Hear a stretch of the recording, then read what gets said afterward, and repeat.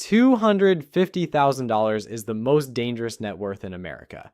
And I know that sounds dramatic, but let me show you why. Picture two guys, Noah and Lee, both 34, both just crossed the $250,000 line in the same month. Same milestone, same celebratory glass of mediocre champagne. 6 months later, Lee gets rear-ended by an uninsured driver, ends up in a lawsuit, and watches a third of his net worth disappear into a settlement his auto insurance didn't cover. Noah, same scenario in an alternate timeline, walks away without losing a dollar. The difference? Noah had spent $32 a month on a piece of paper most people have never heard of. Both these guys did everything right to get to $250,000. They saved, they invested, they avoided the dumb car payment. But only one of them understood that the rules completely change once you actually have something to protect. The habits that got you to $250,000 will quietly sabotage you if you don't upgrade, and almost none of what you should be buying next looks like wealth.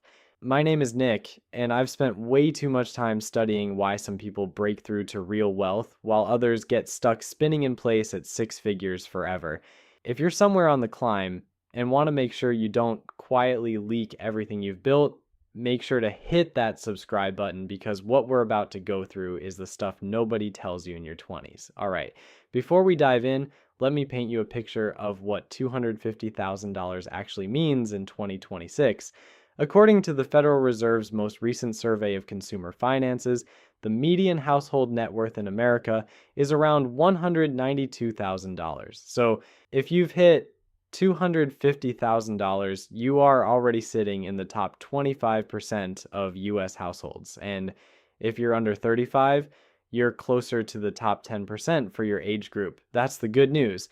The slightly less good news is that a Charles Schwab survey found that 61% of Americans think $250,000 is the milestone for actual financial freedom, but only 14% of people ever get there, which means most of your friends, your family, and your coworkers have absolutely no roadmap for what comes next.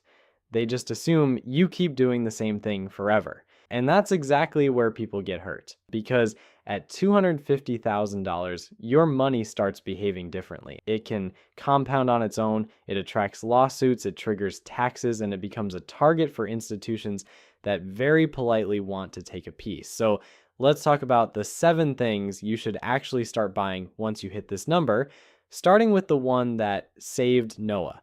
Number 1 is an umbrella insurance policy. And I know the second you hear the word insurance, your brain starts trying to escape this video. Stick with me, because this one is genuinely insane.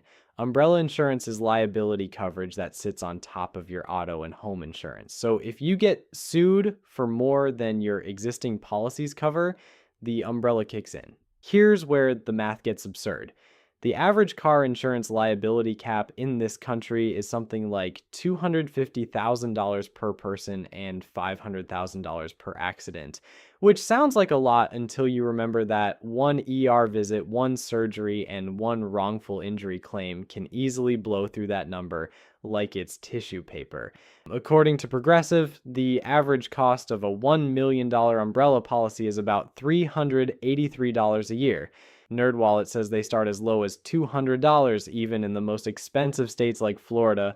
You're looking at $700 to maybe $1,200. For $1 million of liability protection, that works out to roughly $1 a day, which is less than what most people spend on their morning gas station coffee. It's the cheapest insurance you can buy per dollar protected. And I know what you're thinking. You've never been sued. You're a careful person. Here's the thing about catastrophic events. The whole point is that you don't see them coming. Umbrella policies aren't really for the rich. They're for the people who are starting to have something worth taking. Below $100,000 in net worth, lawyers honestly aren't that interested in you.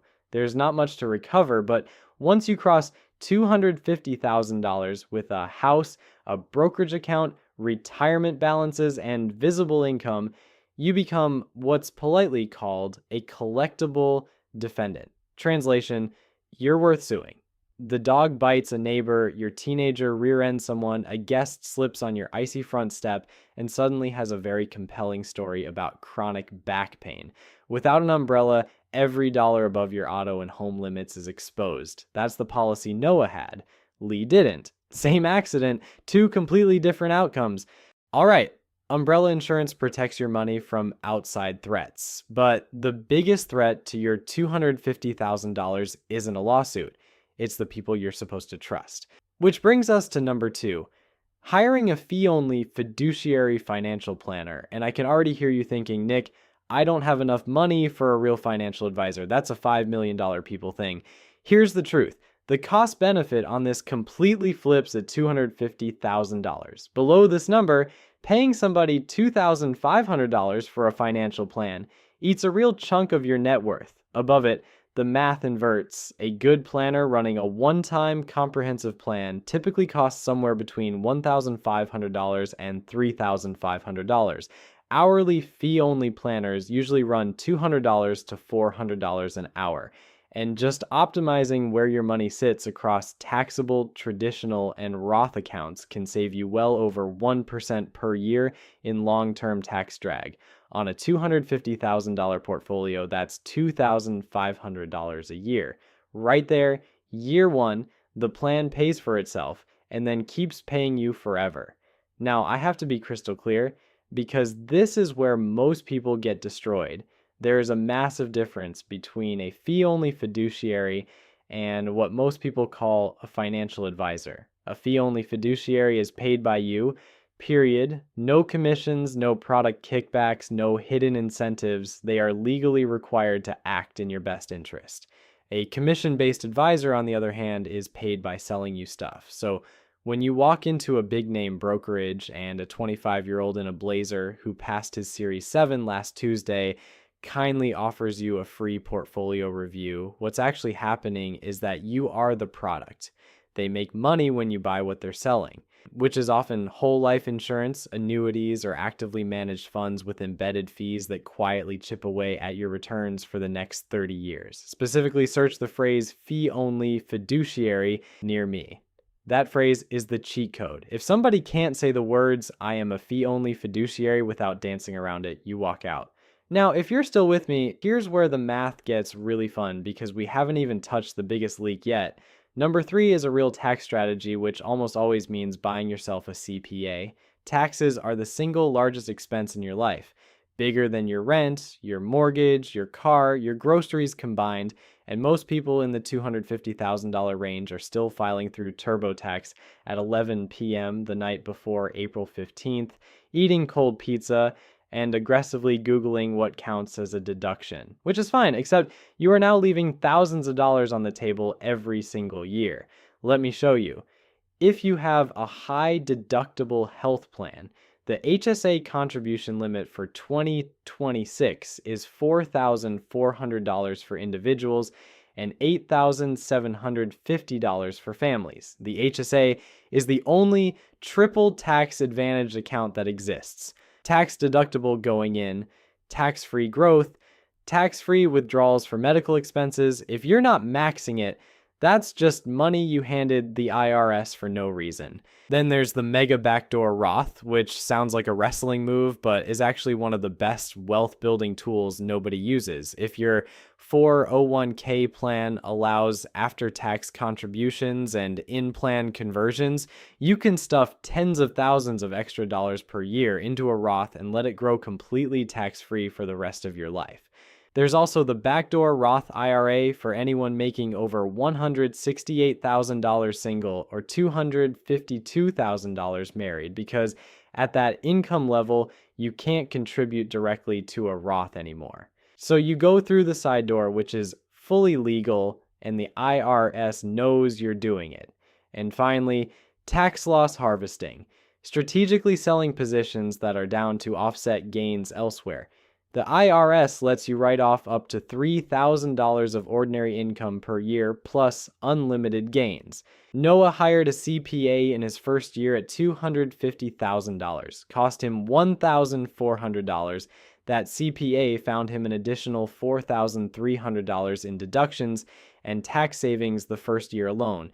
He's now paid for himself 3 times over, and we haven't even gotten to year 2. The shift from being a TurboTax person to being a CPA person is one of those tiny upgrades that quietly compounds for the rest of your life.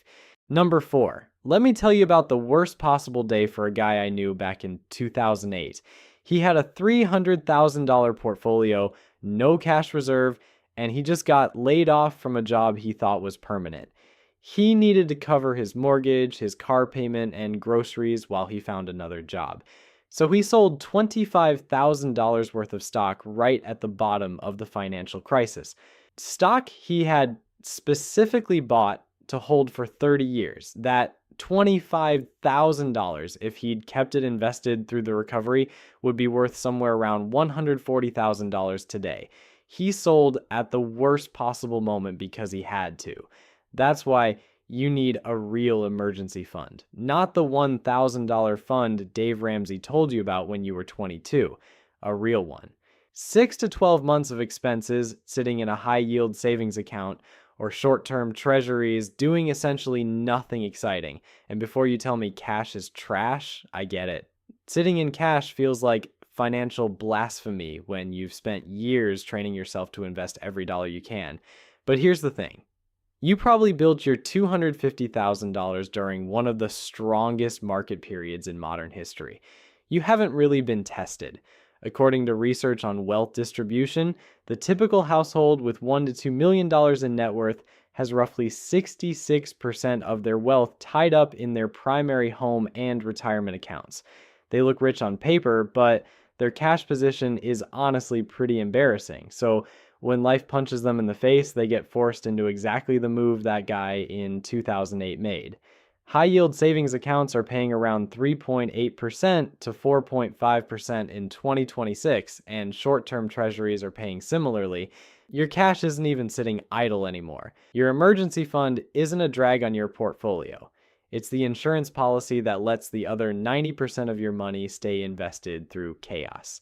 At $250,000, your job is to never be forced to sell, which brings us to number 5. Let me tell you about a guy I'll call Steve. Steve was 39, divorced, 2 kids, no will, no trust, no power of attorney, nothing. He'd built his net worth up to about $340,000 through 15 years of disciplined investing. He died in a freak skiing accident on a Tuesday. His family ended up in a fluorescent-lit probate court arguing with a clerk for 11 months. By the time everything was settled, $19,000 of Steve's estate had gone to court fees, attorney fees, and administrative costs. His specific wishes about who got what. Public record, his ex-wife and his current girlfriend stopped talking to each other. The kids ended up in the middle. That is what dying without an estate plan looks like, and it happens to people in their 30s and 40s far more often than anyone wants to admit. Steve, by the way, was exactly the kind of guy who told himself every January that he'd handle his estate planning that year. Lee, if you're listening, this part is for you. Number 5 is an estate plan. A revocable living trust, a pour-over will, a durable power of attorney, and a healthcare directive, the whole kit. Probate in most states takes anywhere from 6 months to 2 years and costs anywhere from 3% to 7% of your total estate in fees. Every single document becomes public record, which means your nosy neighbor can pull up exactly what you left behind and to whom. A trust skips probate entirely. Your assets transfer privately, quickly, and according to exactly what you wrote down. You can DIY one for around $400 using legitimate platforms, or you can pay an estate attorney $1,500 to $3,000 to do the full package, which I'd honestly recommend if you own real estate or have anyone depending on you. A trust is not about being old. A trust is about not leaving your family a logistical nightmare during the worst week of their lives.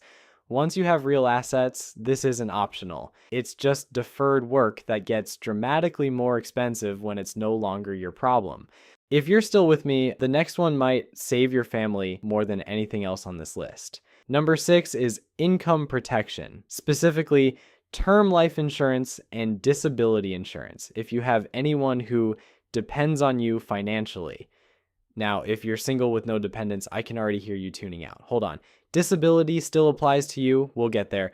We are talking about term life insurance, not whole life, not universal life, not indexed, universal life term. The reason is brutal. Whole life policies pay the salesperson, the guy in the slightly too shiny suit at the dinner seminar, a commission that's typically 50% to 110% of your first year premium. Term life pays that same guy maybe 1/10 of that. So guess which one gets pushed harder? A 20 or 30-year leveled term policy for $1 million typically costs a healthy 35-year-old somewhere between $30 and $60 a month. For the equivalent coverage, a whole life policy would cost you 8 to 12 times that. The general rule of thumb is to carry 10 to 12 times your annual income in coverage. If you make $100,000, you want $1 million policy. Now, disability insurance, statistically, if you're under 50, you are way more likely to become disabled than to die. And if your paycheck disappears for 2 years because of a back injury or chronic illness, your entire wealth building plan freezes. Most employers offer some short-term disability, but the gap between that and full long-term coverage is huge. A private long-term policy is often surprisingly affordable, and it's the move that keeps your $250,000 from quietly becoming $80,000 while you're recovering. The point of insurance isn't to make you rich, it's to make sure one bad event doesn't undo everything you've already done. All right, last one. And this one might be the most important on the entire list because nothing else matters if you're too burned out to enjoy any of it. Number 7 is buying back your time. Once you cross $250,000, your time becomes worth dramatically more than it used to be. Let's do some math. If you make $200,000 a year and you work roughly 2,000 hours, your time is worth about $100 an hour, which means every Saturday you spend mowing your own lawn for 4 hours, you're paying yourself $400 in opportunity costs to do something a teenager would do for $50. Same with cleaning the house and same with driving 40 minutes round trip to the grocery store. Same with answering 200 emails for your side hustle when a virtual assistant could do it for $15 to $30 an hour. A house cleaner runs anywhere from $100 to $200 a visit. A lawn service is $30 to $60 a visit. Grocery delivery costs you $5 to $10 plus a tip versus the 90 minutes you'd spend doing it yourself. None of these things make you feel rich. None of them are sexy. But every hour you buy back is an hour you can put towards something that actually compounds. Think back to Noah. He outsourced his lawn for $50 a week, which freed up roughly 4 hours every Saturday. He used those 4 hours to build a side income stream that now generates $40,000 a year. That cleaner wasn't an expense, it was the seed capital for a business. Lee kept mowing his own lawn every Saturday because he genuinely believed he was saving $50. That $50 cost him conservatively somewhere around $35,000 a year in compounded opportunity. Now I have to be honest about the catch. Buying back your time only works if you actually use the free time on something high value, whether that's deep work, a side income stream, your kids, exercise, sleep, or just not being completely fried by Tuesday. If you outsource your lawn so you can spend 4 extra hours doom scrolling on Sunday afternoon, you've just spent $60 to feel slightly less guilty about being tired. The reframe is that this isn't lifestyle creep. Lifestyle creep is upgrading your car, your apartment, your wardrobe in ways that lock you into a higher burn rate. Buying back your time is the opposite. It frees up the only resource you can literally never get more of. So here's what ties all 7 of these together, and once you see it, you can't unsee it. None of these purchases make you feel wealthy. There is no photo opportunity for just bought an umbrella policy. Nobody flexes their revocable living trust on Instagram.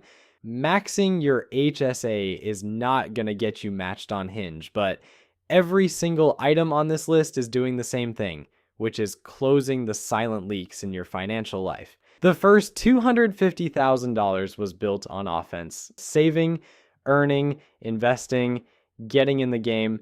The next $250,000 is built on defense, Protecting what's there from lawsuits, taxes, probate, your own panic during a downturn, and the slow grinding tax that your time gets nickel and dimed by every single week. And if all of this feels like work you don't have time for, I want to say something. You don't have to do this all at once. You don't have to do it in a year. Pick one, knock it out, then pick the next one. The people who make it to 1 million aren't the ones who did everything perfectly. They're the ones who didn't quit when it got boring. Let me tell you where Noah and Lee ended up. Same starting point, same income, same milestone. Noah is now 44. He spent his early 30s checking off this list, one boring weekend at a time. Umbrella policy in year 1, CPA in year 2, trust and term life in year 3, real emergency fund by year 4. He outsourced his lawn and got back roughly 200 hours a year, which he put into a side business that now does $40,000 a year. His net worth is sitting at about $850,000. He's not stressed. He's not lying awake. Lee, on the other hand, never got around to any of it. He kept telling himself he'd handle it next year. He got divorced at 37 with no prenup, which took $60,000 and 2 years off his trajectory. He got hit with a surprise tax bill at 39 because nobody told him about the backdoor Roth. He never moved his cash, so when his roof went in 2024, he sold $18,000 of stock at the worst possible moment to cover it. He's 44 now, and his net worth is around $190,000. Same starting point, same income, different defense. Look, $250,000 is genuinely a huge milestone. You're already in the top quarter of households in this country, which puts you ahead of decades of compounding for most people. But 10 years from now, you're 44. The market just had its worst year in a decade.